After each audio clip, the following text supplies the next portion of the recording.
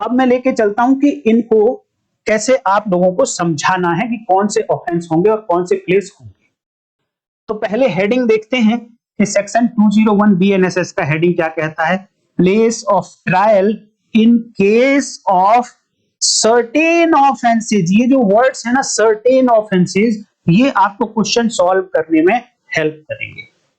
Certain offences मतलब कुछ निश्चित अपराध हैं जिनका नाम इस सेक्शन में लिखा गया है। जब जब क्वेश्चन आपके सामने इन अपराधों से, इन ऑफेंसेस से रिलेटेड होगा, तो आपका माइंड सीधे सीधे 201 बीएनएसएस या 181 सीआरपीसी पर जाना चाहिए। तो यहाँ के ऑफेंसेस आपको रटे हुए होने चाहिए। इसको रूल आउट करना होगा पहले कि यहां पर बनता है इंक्वायरी या ट्रायल या नहीं बनता है। अगर यहां पर नहीं बनता है देन ही आप किसी दूसरी सेक्शन में जाएंगे। कब? जब स्पेसिफिक ऑफेंस होंगे जो इस सेक्शन में बताए गए हैं, सब सेक्शन वाइज में अभी आपको समझाऊंगा। इनका थोड़ा बाइफर्केशन आप समझ लेंगे तो याद रखने में चीजें आसानी हो जाएंगी। जो पहली सबसेक्शन है वो मिसलेनियस ऑफेंसेस की बात करती है। मिसलेनियस का मतलब दो से ज्यादा ऑफेंसेस हैं, दो से ज्यादा टाइप के ऑफेंसेस हैं। एक ऑफेंस उसमें दिया गया है प्रॉपर्टी से रिलेटेड, हालांकि वो तीन ऑफेंसेस भी प्रॉपर्टी से रिलेटेड हैं। दूसरा ऑफेंस है बॉडी से रिलेटेड, ऑफेंस अगेंस्ट बॉडी, और तीसरा ऑफेंस है टाइप वहां पर एस्केप फ्रॉम कस्टडी, कस्टडी से भाग जाना, हिरासत से भाग जाना। जो सबसेक्शन 2 है वहां पर केवल और केवल ऑफेंसेस अगेंस्ट बॉडी दी है।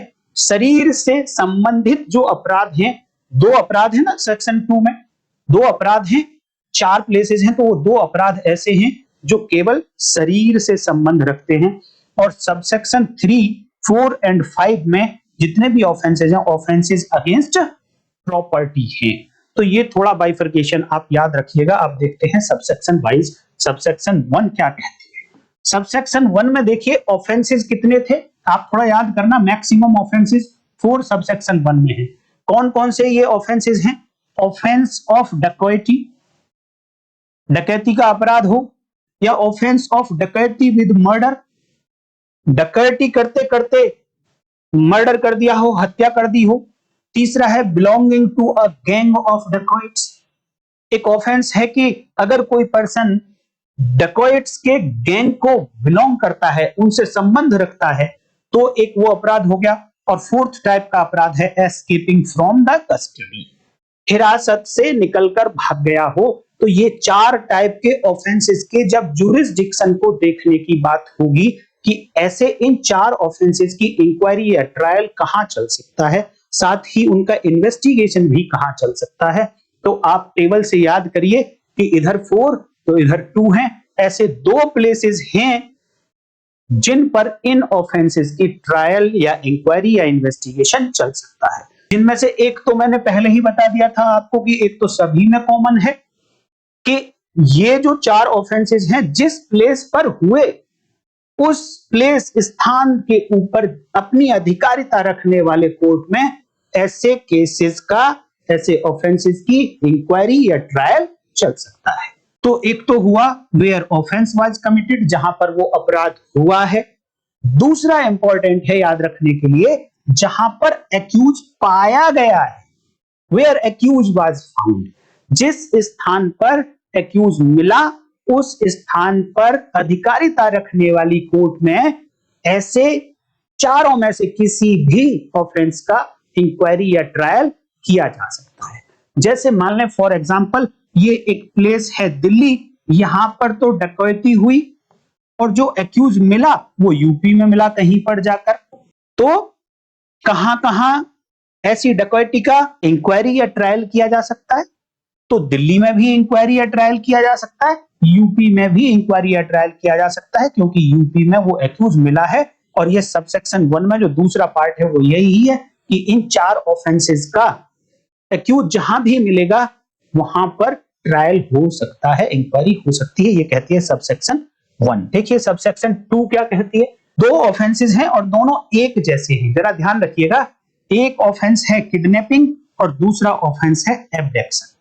किडनैपिंग को तो हिंदी में अपहरण कहा जाता है और एब्डक्शन को हिंदी में व्यपहरण कहा जाता है। और इनकी एडिशनल इंफॉर्मेशन ये है कि अपहरण किडनैपिंग का offence is not a continuing offence, सतत चलने वाला अपराध नहीं है किडनैपिंग। क्यों नहीं है वो रीजन मैं बताऊंगा। हाँ, एबडक्शन व्यपहरण का जो अपराध है वो कंटिन्यूइंग ऑफेंस है, जबकि आपको देखने में दोनों लगभग लगभग एक जैसे अपराध होते हैं कि कस्टडी काफी दिनों तक एक्यूज के पास रहती है पर्सन की, लेकिन फिर भी किडनैपिंग को नहीं माना गया कंटिन्यूइंग ऑफेंस, एबडक्शन को माना गया है। मैं किसी वीडियो में बताऊंगा कि क्यों ऐसा हुआ है, क्योंकि थोड़ा बड़ा रीजन है वो आपको समझाना पड़ेगा। अब बात आती है किडनैपिंग और एबडक्शन का अगर ऑफेंस है किसी भी क्वेश्चन में, तो पहले सबसे पहले आप 201 बीएनएसएस को देखेंगे और वहां पे जो 4 प्लेसेस बताए गए इनमें से किसी भी प्लेस पर वो ऐसे ऑफेंस किडनैपिंग या एबडक्शन की इंक्वायरी या ट्रायल हो सकता है। तो कौन कौन से 4 ऑफेंसेस? तो 4 में से एक तो कॉमन है कि जहां पर वो ऑफेंस कमिट हुआ, जहां जिस प्लेस पर किडनैपिंग कमिट हुई, जिस प्लेस पर एबडक्शन कमिट हुआ, इन दोनों स्थानों पर ज्यूरिसडिक्शन, इन दोनों स्थानों पर अधिकारिता रखने वाली कोर्ट के अंदर ऐसे दोनों ऑफेंसेस की इंक्वायरी ट्रायल चल सकता है। अब क्वेश्चन आता है कि बाकी 3 स्थान कौन से होंगे? तो बाकी 3 स्थान के लिए देखिए, वेयर द पर्सन, कौन सा पर्सन? जिसको किडनैप किया गया था या जिसको एबडक्ट किया गया था। जहां पर ऐसा पर्सन कन्वेड, ले जाया गया, जहां पे ऐसे पर्सन को कंसील किया गया, जहां पर ऐसे पर्सन को डिटेन करके रखा गया।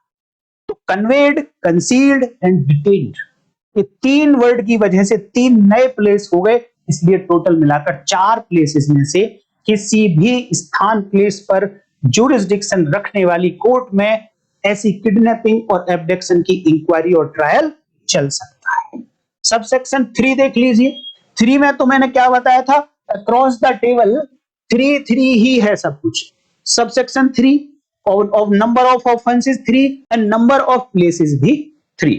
तो 3 ऑफेंसेस कौन से हैं सबसे पहले वो देख लेते हैं। नंबर 1 थेफ्ट, चोरी, नंबर 2 एक्सटॉर्शन, उद्दापन, नंबर 3 रॉबरी।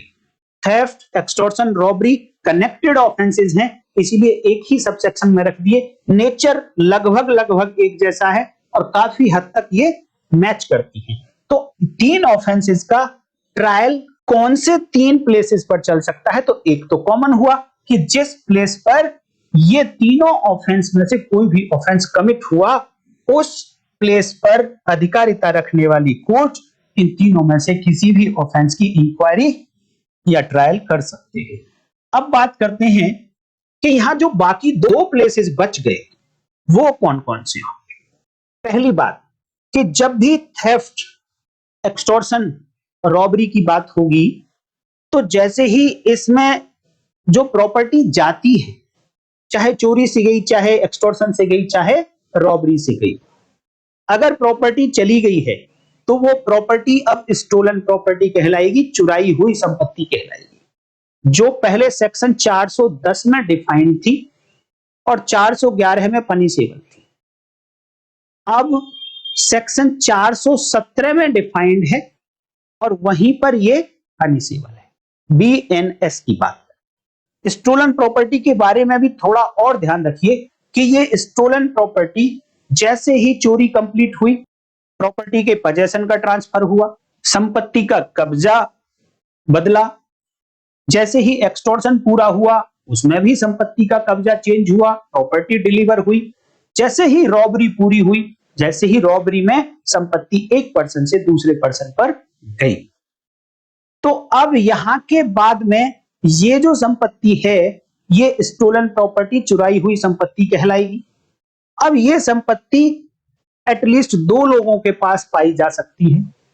नंबर 1 तो उसी पर्सन के पास पाई जा सकती है जिस पर्सन ने इसको चोरी किया था, जिस पर्सन ने एक्सटॉर्ट किया था, जिस पर्सन ने रॉबरी की थी, या कोई दूसरा पर्सन हो सकता है जिसने ये जानते हुए कि ये प्रॉपर्टी चोरी से ली गई है, ये प्रॉपर्टी एक्सटॉर्शन से ली गई है, ये प्रॉपर्टी रॉबरी से ली गई है, ऐसा जानते हुए भी ऐसी प्रॉपर्टी को रिसीव किया या रिटेन किया, अब या तो प्राप्त किया या प्राप्त करने के बाद अपने पास रखा। तो ऐसी प्रॉपर्टी का पोजेशन दो लोगों के पास हो सकता है और यही दोनों लोग डिसाइड करेंगे कि जहां जहां इन दोनों लोगों पर पोजेशन रहा ऐसी प्रॉपर्टी का, ये दोनों स्थान इन तीनों ऑफेंसेस के इंक्वायरी के प्लेस को डिसाइड करेगा।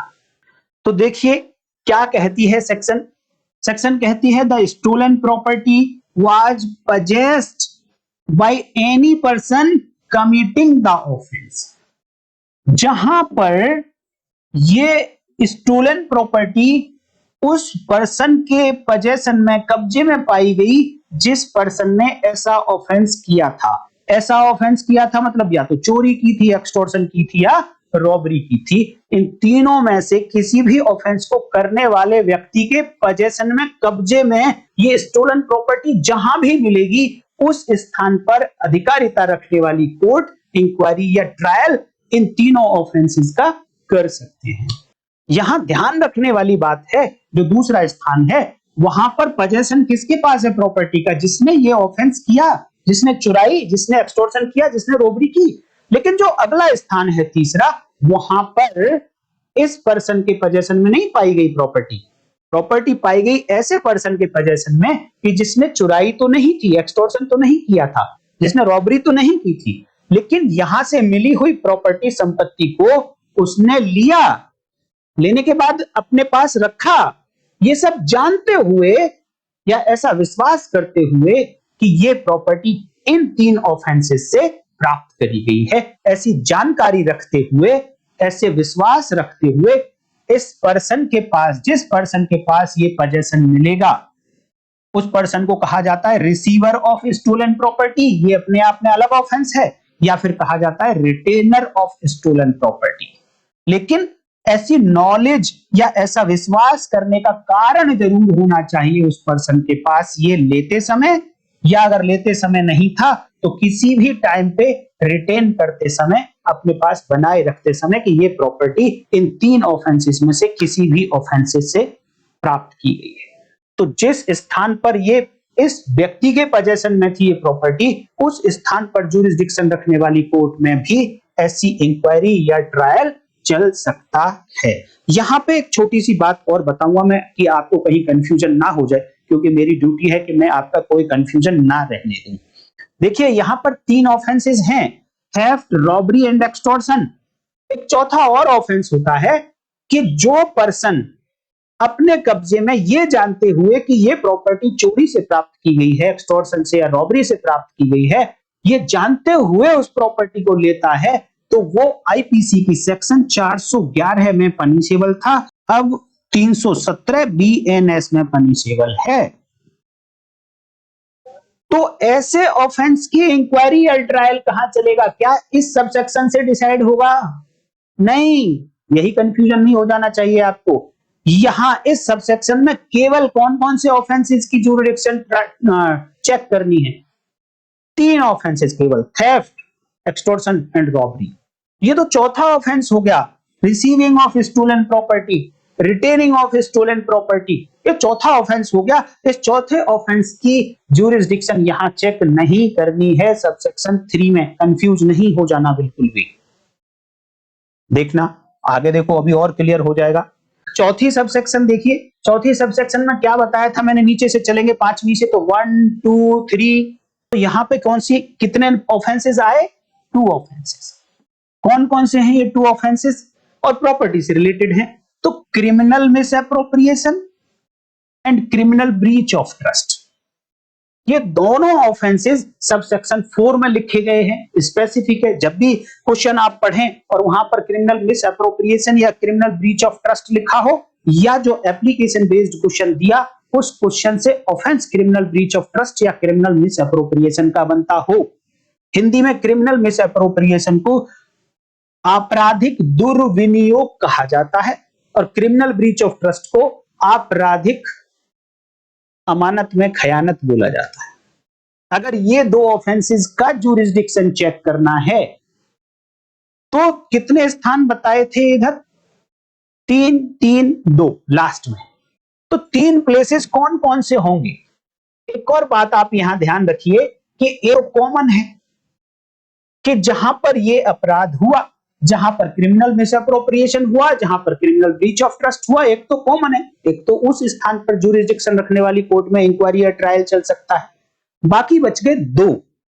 अब यहां पे और ध्यान रखिए कि जो सेक्शन 317 बी एंड एस है, जहां पर स्टोलन प्रॉपर्टी की डेफिनेशन दी गई है, जहां पर यह बताया गया कि अगर प्रॉपर्टी का पजेशन थेफ्ट से ट्रांसफर हुआ, एक्सटॉर्शन से ट्रांसफर हुआ, रॉबरी से ट्रांसफर हुआ, चीटिंग से ट्रांसफर हुआ, तो वो प्रॉपर्टी स्टोलन प्रॉपर्टी कहलाएगी। और दो बात लिखी है वहां पर कि अगर किसी प्रॉपर्टी पर क्रिमिनल मिसअप्रोप्रिएशन हुआ या किसी प्रॉपर्टी पर क्रिमिनल ब्रीच ऑफ ट्रस्ट हुआ, तो ऐसी दोनों प्रॉपर्टी भी स्टोलन प्रॉपर्टी कहलाएंगी।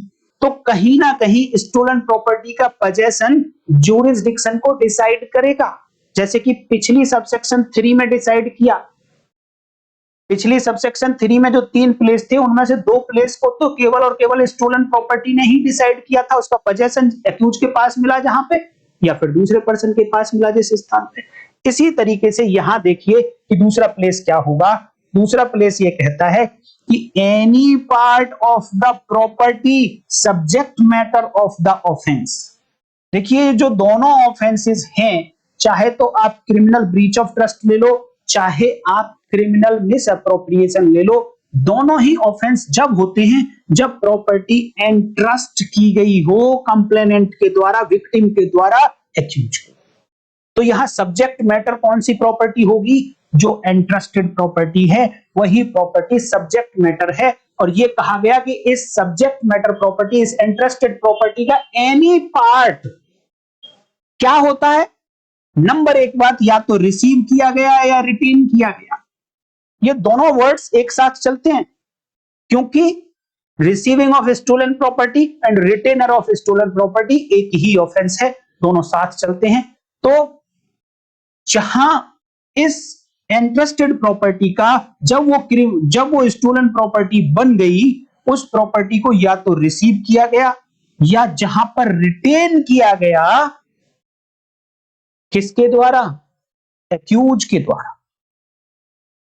तो एक तो स्थान ये हो गया कि जिस स्थान पर रिसीव की गई ये प्रॉपर्टी, जहां जिस स्थान पर रिटेन की गई एक्यूज के द्वारा, उस स्थान पर अधिकारिता रखने वाले कोर्ट में इंक्वायरी या ट्रायल इन दोनों ऑफेंसेस का चल सकता है। दूसरा ऑफेंस देखिए कि any part of the property entrusted to accuse, उस नियस्त की गई संपत्ति का कोई भी भाग अगर एक्यूज द्वारा वापस करना था, एक्यूज द्वारा वापस नहीं करना था, तो उसका कहीं लेखा जोखा बताना था, अकाउंट फॉर करना था। तो जिस प्लेस पर वापस करना था या जिस प्लेस पर लेखा जोखा देना था, अकाउंट फॉर करना था, उन प्लेसेस पर भी ज्यूरिसडिक्शन रखने वाली कोर्ट में ऐसे offences, criminal breach of trust, criminal misappropriation की इंक्वायरी और ट्रायल चल सकते हैं। और ऐसे स्थान के पुलिस स्टेशन में भी उनकी इन्वेस्टिगेशन हो सकती है। बट यहां पर जो रिसीव किया इस प्रॉपर्टी को या रिटेन किया है, वो किसने किया? एक्यूज ने। जो रिटर्न करना था ये प्रॉपर्टी को, किसने करना था? एक्यूज को रिटर्न करना था, एक्यूज को वापस करनी थी। जहां पर एक्यूज को लेखा जोखा जहां पर देना था, ये वो प्लेसेस हैं। इन प्लेस में से किसी भी प्लेस पर ऐसे ऑफेंसेस की इंक्वायरी या ट्रायल की जा सकती है। सबसेक्शन 5 देख लीजिए, जहां पर केवल और केवल एक ही ऑफेंस है, और ये वो ऑफेंस है। ये एक ऑफेंस का मतलब केवल एक सेक्शन नहीं है, सेक्शन एक से ज्यादा हो सकती हैं, बट ऑफेंसेस एक ही टाइप का है। और ये कहा कि वो सभी ऑफेंसेस जिनमें स्टोलन प्रॉपर्टी का पजेशन एक अपने आप में इंग्रेडिएंट है। तो सबसेक्शन 5 में बोला any offence which includes possession of stolen property. Stolen property मैंने आपको बता दी, 317 बीएनएस में बताई गई। और 6 बातें किसी प्रॉपर्टी पर हुई हैं, 6 में से कोई भी एक बात प्रॉपर्टी पर हुई है तो वो स्टोलन प्रॉपर्टी में कन्वर्ट हो जाती है। और 6 बात थी, 3 बात तो यहां पे बताई, थेफ्ट, एक्सटॉर्शन एंड रॉबरी। दो बात अब चल रही है, miss appropriation, criminal miss appropriation and criminal breach of trust. एक और रह जाती है चीटिंग, और मैं आपको बता दूं ये आईपीसी थी तो वहां नहीं था 410 आईपीसी में। अब जब इसको 317 बीएनएस बनाया तो इसमें चीटिंग भी इंक्लूड कर दिया गया। ऐसे ऑफेंस हैं सबसेक्शन 5 में जिनमें स्टोलन प्रॉपर्टी, चुराई हुई संपत्ति का कब्जा एक अपने आप में इंग्रेडिएंट होगा। जैसे कि मैंने बताया पहले 411 आईपीसी होती थी, 412 आईपीसी, 413 आईपीसी, इन सब में स्टोलन प्रॉपर्टी का पजेशन अपने आप में एक इंग्रेडिएंट था।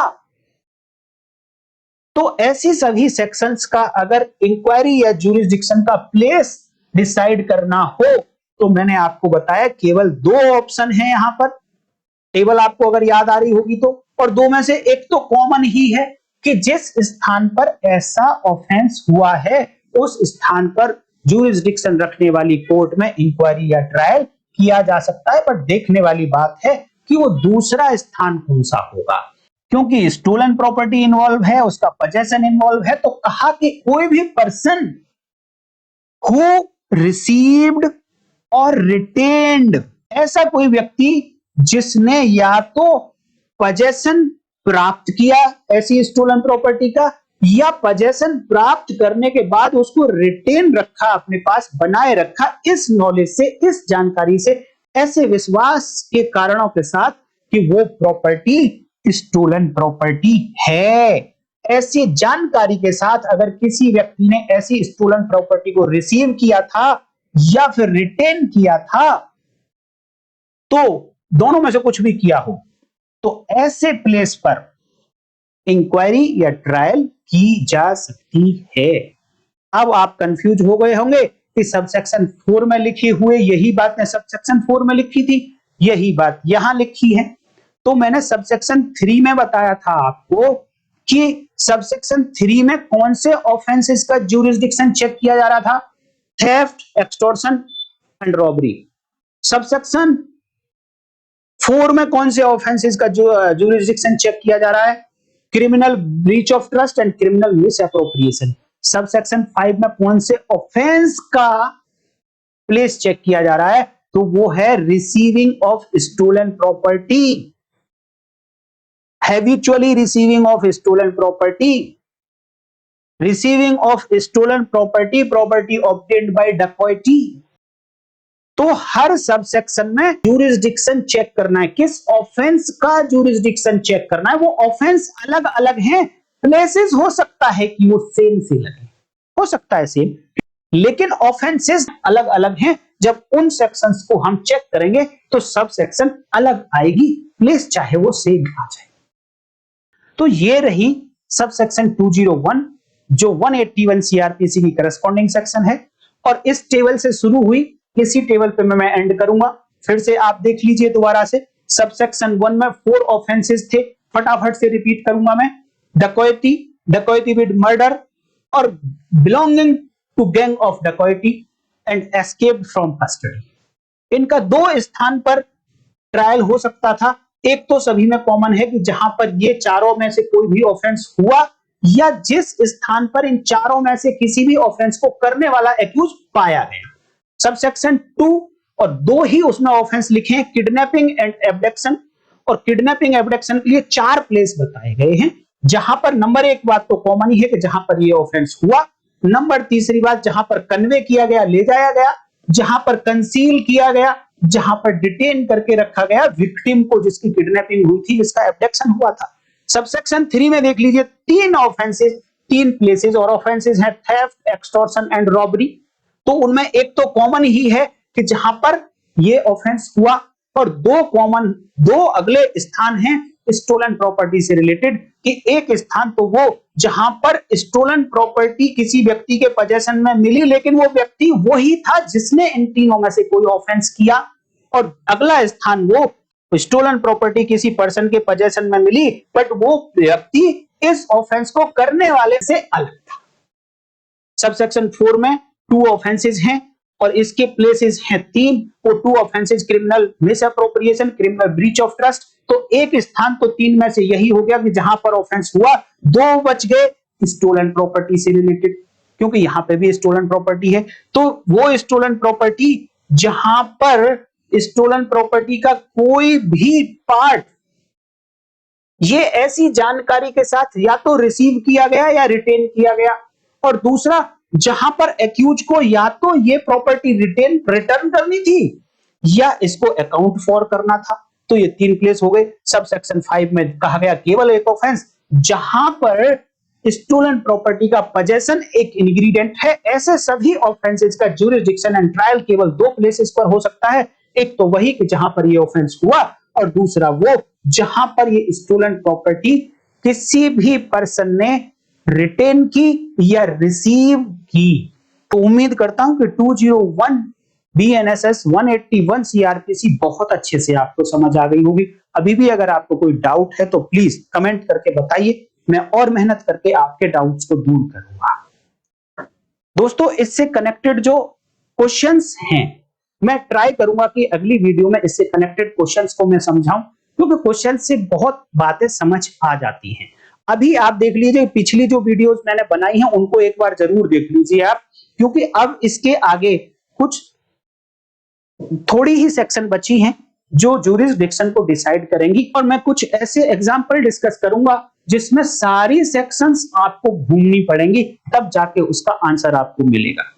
उम्मीद करता हूं इंफॉर्मेशन आपको अच्छी लगी होगी दोस्तों। तो वीडियो को लाइक जरूर करिए, कमेंट करके जरूर बताइए, चैनल को सब्सक्राइब कर लीजिए अगर आप नए हैं और अभी तक बार बार देख तो लेते हैं, अगर सब्सक्राइब नहीं किया तो सब्सक्राइब कर लीजिए। ऐसी ही और वीडियोस आपको मिलती रहेंगी। आज की वीडियो में इतना ही, नेक्स्ट वीडियो में फिर मिलेंगे। तब तक के लिए नमस्कार, जय हिंद।